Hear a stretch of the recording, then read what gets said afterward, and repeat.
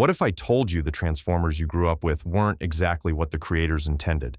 Bright robots, epic battles, and heroic speeches masked chaos, corporate pressure, and creative compromises that nearly killed the franchise before it aired. Transformers 1984 wasn't just a cartoon, it was a marketing experiment, a collaboration spanning continents, and a gamble on a toy line that almost failed in its first season. Behind every transformation was a hidden story. Canceled characters, missing animation, and executives whispering about shelving the show. Some episodes barely made it to air. Some heroes barely survived the toy racks. And yet, a cultural icon emerged. Today, we're uncovering 9 weird facts you didn't know about Transformers, 1984. We are ready for your demonstration, Sparkplug. Right, Optimus Prime. The robots you know and love, their origins were messy, unpredictable, and almost erased by behind-the-scenes chaos. Fact 1. Transformers was designed around toys, not stories. Here's the secret most people don't know. Transformers wasn't created as a story first. It was a marketing experiment. Hasbro had a line of Japanese toys they wanted to sell in America, and they needed a narrative to justify them. Marvel stepped in to write the series. The result? Episodes built to showcase toys, not tell cohesive stories. Characters appeared, disappeared, or dramatically changed depending entirely on sales performance. If a figure wasn't selling, writers were told to remove it. If a new toy hit the shelves, it instantly received a backstory, a name, and a line of dialogue. Okay, it's demonstration time again. Right, your instant immobo Sometimes just enough to justify its existence on screen. Entire plot arcs were dictated by shelves, spreadsheets, and executive memos, not by creative vision. Yet the chaos produced something extraordinary. Battles felt spontaneous, alliances shifted unpredictably, and no character was ever truly safe. The narrative randomness gave the show energy, tension, and urgency. The story followed the merchandise, and together they created a pop culture phenomenon. What looks like a perfect series on screen was actually a frenetic, toy-driven improvisation, a chaotic experiment that became legendary. Fact 2. Many original designs were completely changed. Some of the Transformers you know and love almost didn't exist in any form recognizable to fans. Early concept sketches from Japan included wildly different designs, robots with extra limbs, bizarre alternate modes, or transformations that defied logic entirely. When Hasbro and Marvel reviewed the material, simplification became mandatory. Colors were brightened, proportions adjusted, and entire abilities rewritten to make each character playable as a toy. Megatron, for example, started as a pistol, but his backstory and look were almost completely different before being refined into the iconic villain we know today. Optimus Prime, too, underwent major redesigns to appear heroic, approachable, and manufacturable for the toy market. Characters that survived these changes became cultural icons. Characters that didn't were erased, their molds destroyed, sketches lost, and identities fading forever into the archives. Children watching Saturday morning television had no idea the heroes on screen were the product of intense, cross-continental compromise, negotiation, and last-minute creativity. The story you remember, brave Autobots, scheming Decepticons, didn't spring from a single vision. It came from adaptation, chaos, and the careful balancing of art, story, and commerce. Without these changes, some fan favorites may never have existed. Fact 3. The voice cast was under insane pressure. Ever wonder why Optimus Prime's voice feels heroic and commanding? It's happening, just as I sensed it would. Or why Megatron's tone is perfectly menacing? Decepticons, return to the mothership! Here's the secret. The voice actors worked almost entirely blind. Peter Cullen, Frank Welker, and the rest of the cast often recorded dialogue without seeing the animation. Sometimes they recorded lines for episodes that hadn't even been animated yet, 3 or 4 episodes ahead of completion. Their only guide, rough storyboards, fragmented sketches, or incomplete clips. Timing was a mystery. Actors didn't know which scenes came first, which character was speaking, or even the emotional context of some moments. Everything had to be invented on the spot. Tone, pauses, emotion, cadence, and personality. In many cases, the Autobots and Decepticons' defining traits were shaped by these improvisations. Without this raw, instinctive creativity under intense pressure, Transformers could have sounded flat, mechanical, and lifeless. Starscream! I'm just saying goodbye! The voices that defined a generation weren't scripted perfection. They were brilliance born from chaos, performed under impossible deadlines, and layered over animation that often didn't exist yet. Those voices made the characters unforgettable. Fact 4. Many episodes were rushed and reused. Animation studios in the 1980s had limits. Transformers faced brutal deadlines, split between Japanese animators and American story teams. Entire episodes were built using recycled frames, repeated battle sequences, and reused backgrounds. Sometimes a single robot walk cycle appeared in 3 different episodes. Explosions and transformations were looped. Scenes were repurposed to save time and meet weekly airing schedules. Fans didn't notice, but the editors were under extreme pressure. Missing footage often forced writers to invent dialogue to match incomplete animation. Some episodes barely made sense, yet the energy of the battles carried the story forward. The chaos of production created a unique rhythm, fast, relentless, and surprisingly cinematic.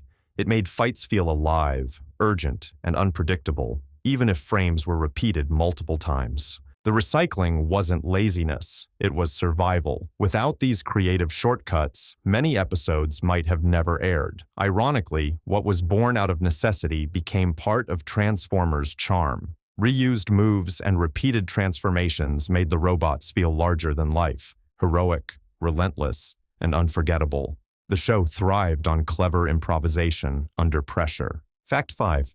Some characters were written out for toy sales. Here's a secret most fans don't realize. Transformers wasn't written for drama. It was written to sell toys. Characters were introduced, promoted, or killed based entirely on how well their figures performed on the shelves. An underperforming Autobot, gone from the show, a new Decepticon hit stores, instant backstory, full-screen spotlight, and heroic or villainous deeds written to justify the toy. Entire episodes were rewritten to feature characters that would move merchandise.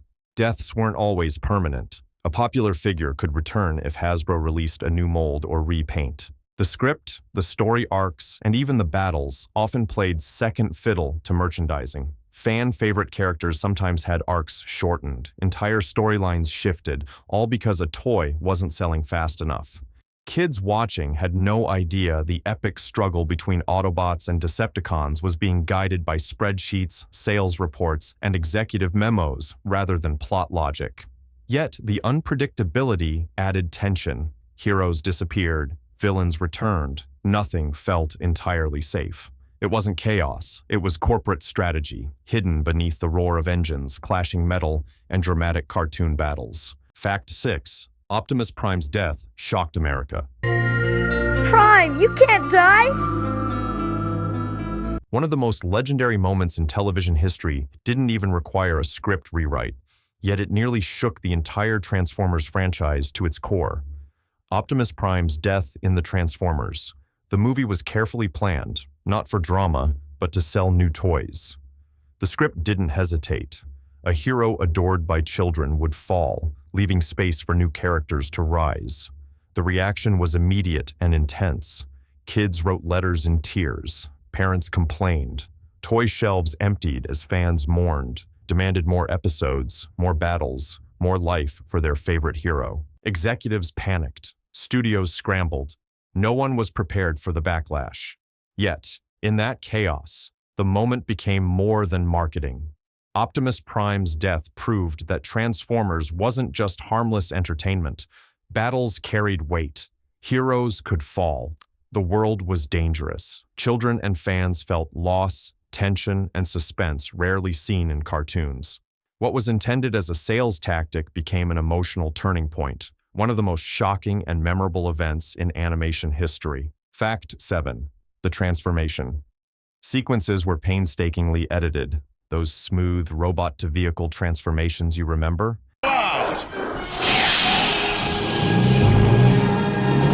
They weren't simple, far from it. Each frame had to line up perfectly, and early animators had no standard method for creating these sequences.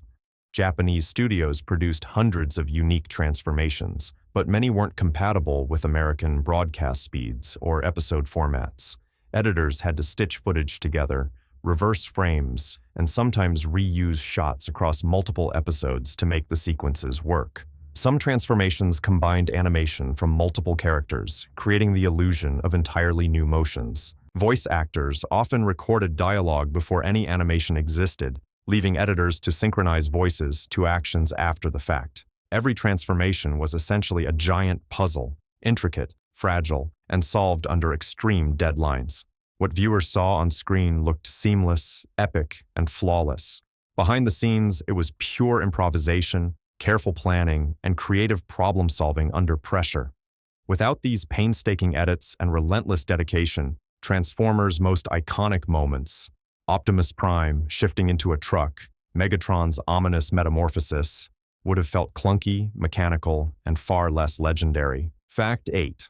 The Japanese-American collaboration created chaos. Transformers was a product of two worlds. The Japanese studios delivered the animation, designs, and storyboards. The American writers added dialogue, personalities, and overarching story arcs. On paper, it sounds simple. In practice, it was chaos. Cultural differences, time zones, and incomplete or missing footage often caused confusion. Characters appeared out of sequence. Scenes were misinterpreted. Entire storylines sometimes contradicted earlier episodes. Writers had to invent solutions on the fly. Voice actors recorded lines with no animation to match. Editors stitched together scenes like a cinematic Frankenstein, combining clips from different studios, frames, and even episodes. Reused sequences became new action beats. Plot continuity was a constant puzzle, and yet somehow, it worked. What looks flawless on screen was actually a product of extreme improvisation, creativity under pressure, and constant problem-solving behind the curtain. Every transformation, battle, and dramatic moment was carefully cobbled together, a triumph of resourcefulness. The chaos wasn't a flaw. It was the engine that made Transformers one of the most beloved and enduring series of the 1980s. Fact 9. Transformers became a cultural phenomenon despite chaos. Autobots wage their battle to destroy. Despite missing frames, rushed animation, corporate interference, and production chaos, Transformers became a global icon. Ratings soared, toy sales exploded, kids memorized every Autobot and Decepticon, learning names, factions, and backstories with precision. The show expanded into comics, films, and merchandise that would shape pop culture for decades. Executives who had feared cancellation suddenly found themselves managing one of the most profitable and beloved properties of the decade. The story, the animation, and even the voice work weren't perfect. Episodes had recycled footage, unfinished sequences, and last-minute rewrites. Scenes sometimes made no sense. Characters disappeared or reappeared depending on toy sales. And yet, these imperfections gave the series energy, tension, and unpredictability. Every episode felt alive, dangerous, and urgent. Transformers proved that chaos, compromise, and relentless pressure could produce something legendary. A cross-continental toy-driven experiment became a defining part of a generation's childhood. Sometimes the greatest stories aren't planned. They're built from improvisation, survival, and pure imagination. The legacy? Unstoppable, timeless, unforgettable. So now you know. Behind every robot, transformation, and epic battle was corporate chaos, improvisation, and secret decisions that almost destroyed the franchise before it aired. Transformers wasn't just a cartoon. It was a calculated experiment, a marketing gamble, and a creative pressure cooker that somehow became a worldwide phenomenon. The toys, the stories, the voices, none of it would have existed without last-minute changes, missing footage, and creative heroes working under impossible deadlines. If you enjoyed uncovering these hidden secrets, like, subscribe, and tell us which classic series we should expose next. Until then, keep your optics tuned and your engines running, because some legends are built in chaos.